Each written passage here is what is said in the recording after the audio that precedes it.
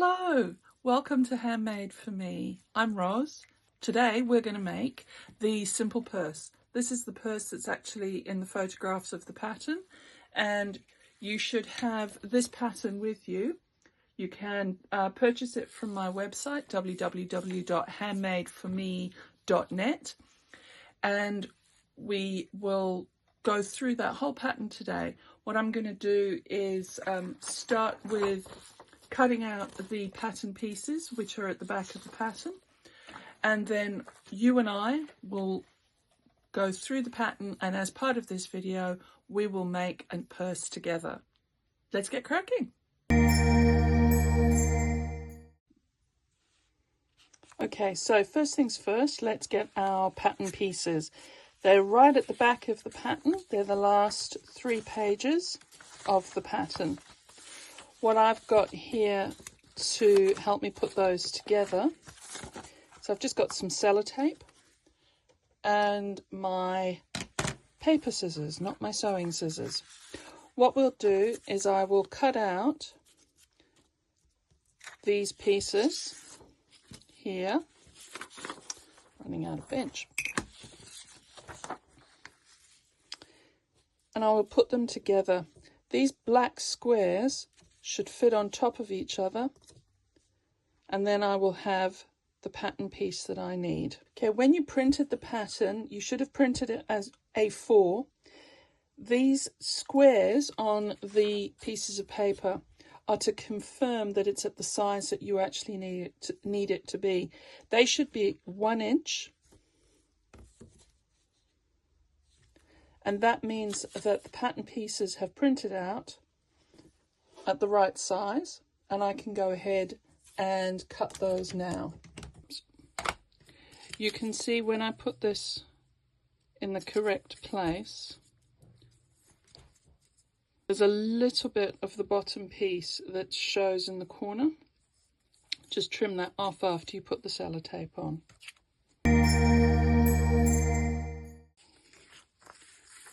There's our pattern pieces.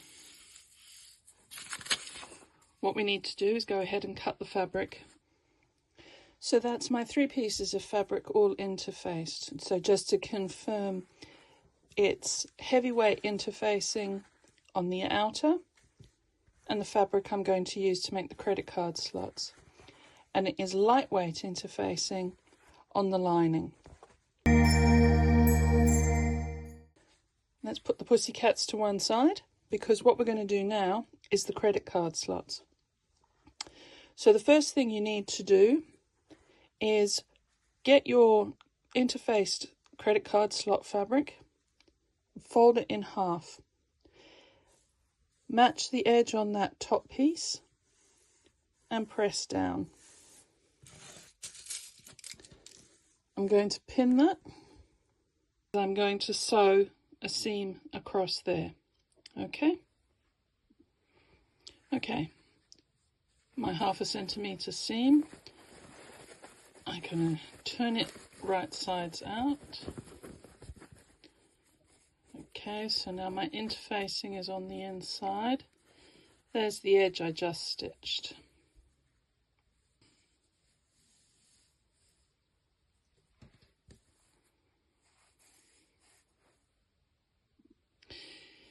Now we need to tweak it, because this gap, as you can see from my cutting board, is 1 inch. I need it to be a 1/2 inch gap. Let's get my ruler. Okay, so it needs to go up to there.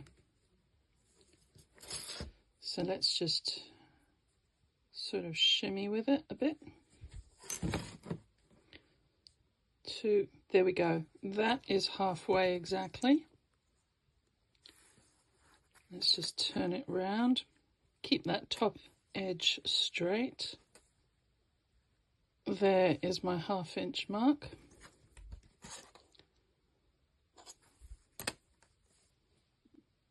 So I've pressed it with a nice hot iron, which means I don't need those clips anymore.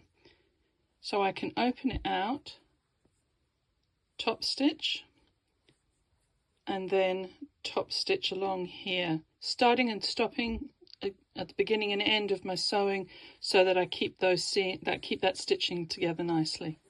Checking again that this gap here is 1/2 inch. So using an erasable pen, I've just marked that center line. You don't need to mark all the way up because it's actually only this section here that you're going to stitch down to create the division into 2 credit card slots. So there's my dividing line stitched, back stitched at the top because this area is going to get pulled around a lot by the whatever coming in and out. Okay, so now we get the lining.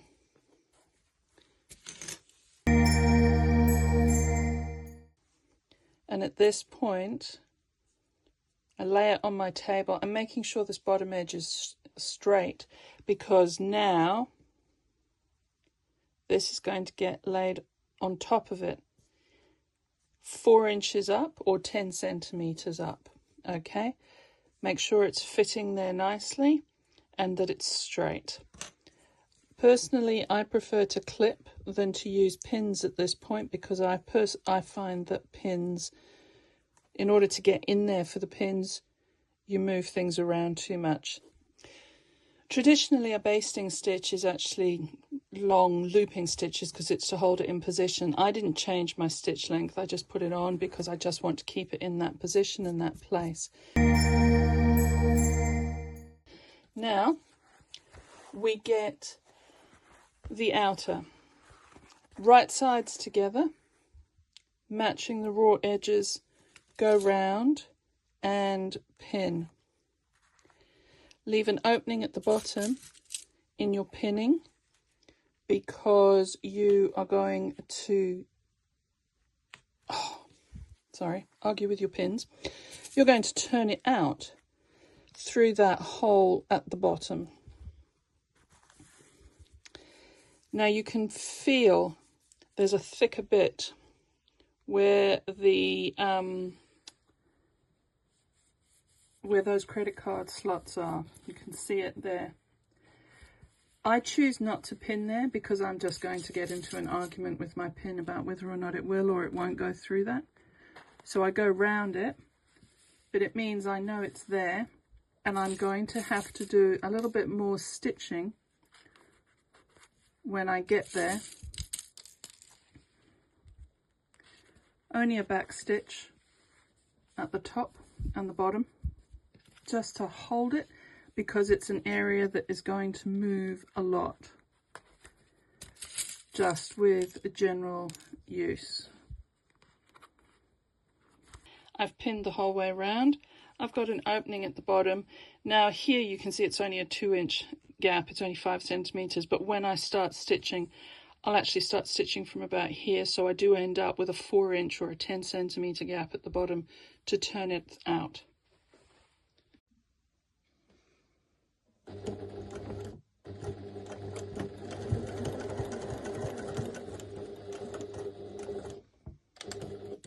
Keep my needle in for that turn.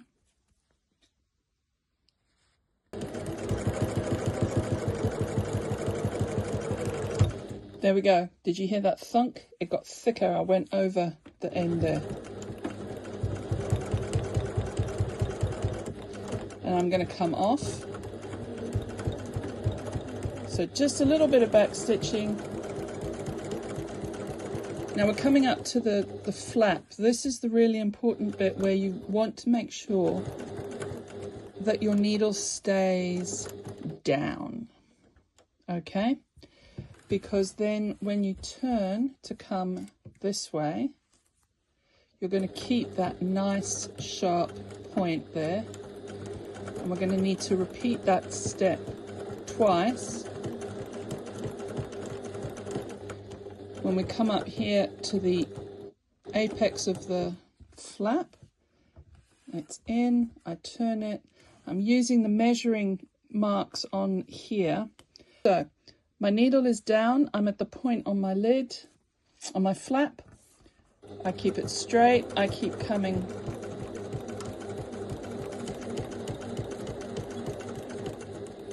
Keep the needle in, No, I think we can do one more. Turn, sorry, line up, come down. Now we're going to get a, there we go. As I was talking, the funk happened. You can actually see a change in the colour through the lining, as to, through the outer where that credit card slots are. Come down to the bottom. Make sure I'm going to turn at the same point as the other corner. So I'm holding my finger on this edge to help me turn in the right spot.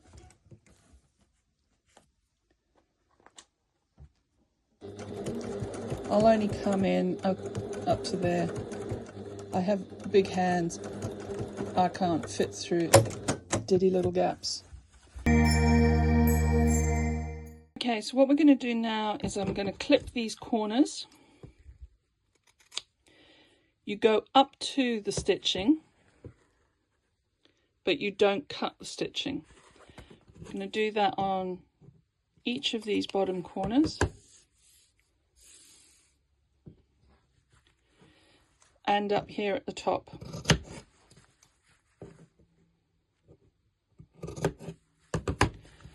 But I'm not clipping there.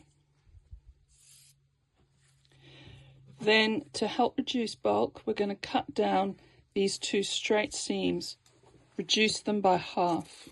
I've clipped my corners and I've thinned my seams, okay? And I've cut off my excess bit of threads. Right, so now we're going to turn it inside out. Now the most important thing to do here is to make sure that you don't turn the purse out so that the credit card slots are on the outside rather than on the inside. So they need to stay, you can see how I'm pushing here, they need to stay with this, not this. Makes perfect sense. It doesn't always actually come out like that though. So now pushing out the corners because we want those nice crisp square corners. Now this is where we get a trusty chopstick, because what we're going to do is push out that corner. These are great because they're rounded edges, so they're not going to cut your fabric. If you pull it, you can rip and just get very frustrated.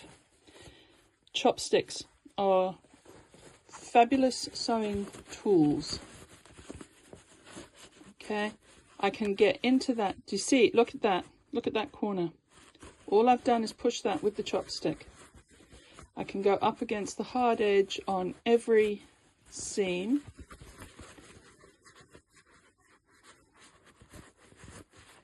And I can just, with some firm persuasion, get in there and point. Okay, so that's the outside. There's the inside. I've still got my opening down here. So what I can do is fold that.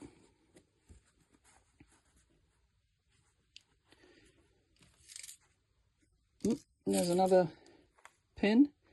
You can tell I'm a bag maker. I don't have a lot of pins that aren't bent, because something somewhere is always thicker than the pin is able to cope with. Okay, so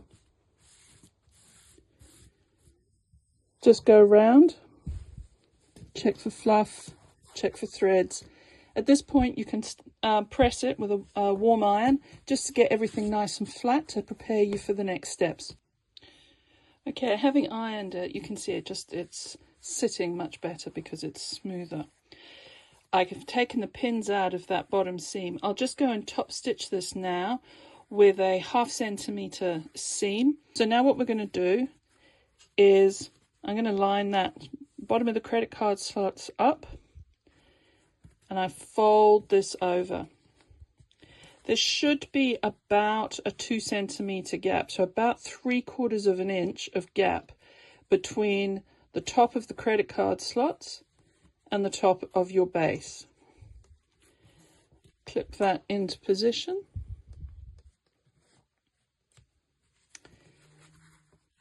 Now I'm going to go the whole way round. Don't stitch the fold. Okay, so 1/2 centimetre seam allowance, 1/8 of an inch, starting from the bottom, and I'm going to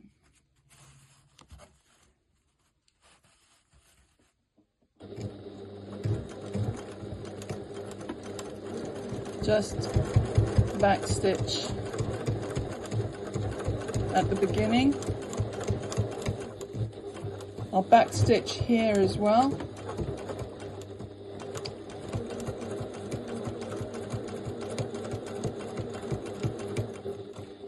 As you're sewing, you'll actually feel that seam underneath here. Just make sure that you're catching that, because that will keep everything neatly folded when the purse is being used.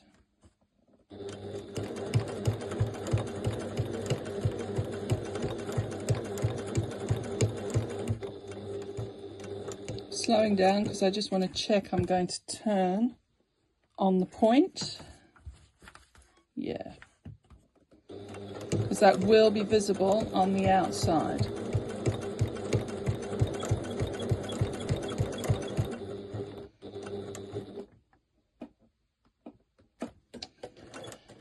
Oh, no, one more.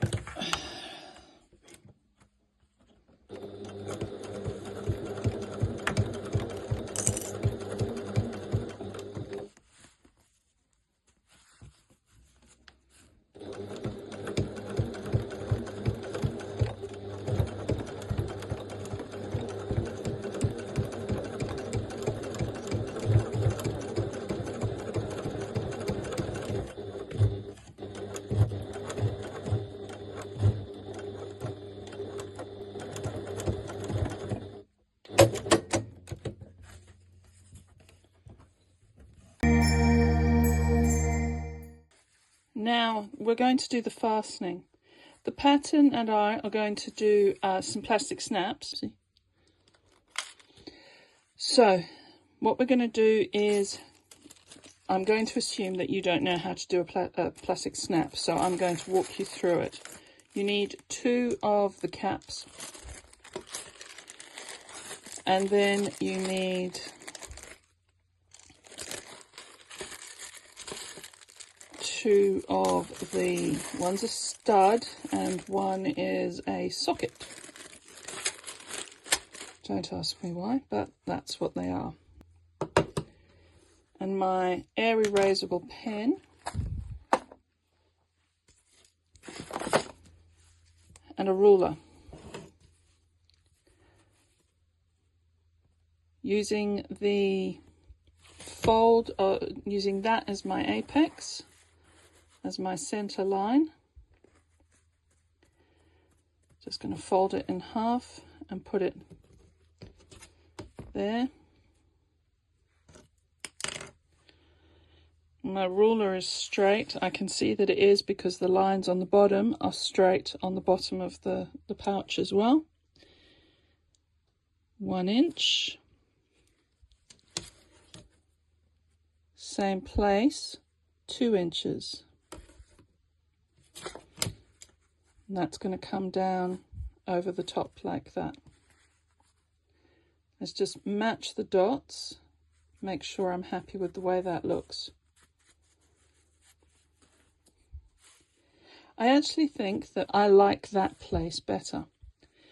So I'm going to look for the dot on my lid, and I'm going to match it. Now, you can get a cowl, which would be a tool that will punch a hole.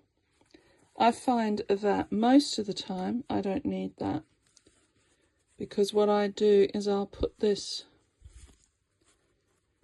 through with a little bit of brute strength. It's easier when you have fingernails, but I don't on one of my thumbs at the moment. So then bring that through. Now, you always put the male version, so the piece that has a pointy out bit, on the top. Then get your clamp,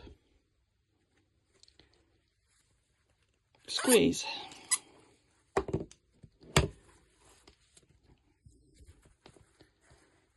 Then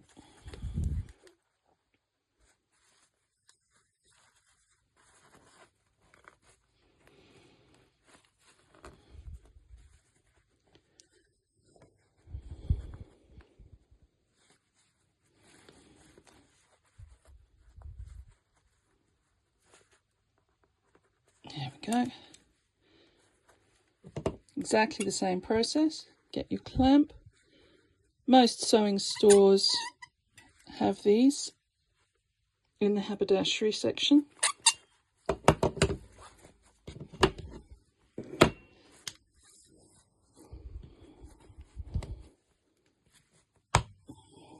And I'm done.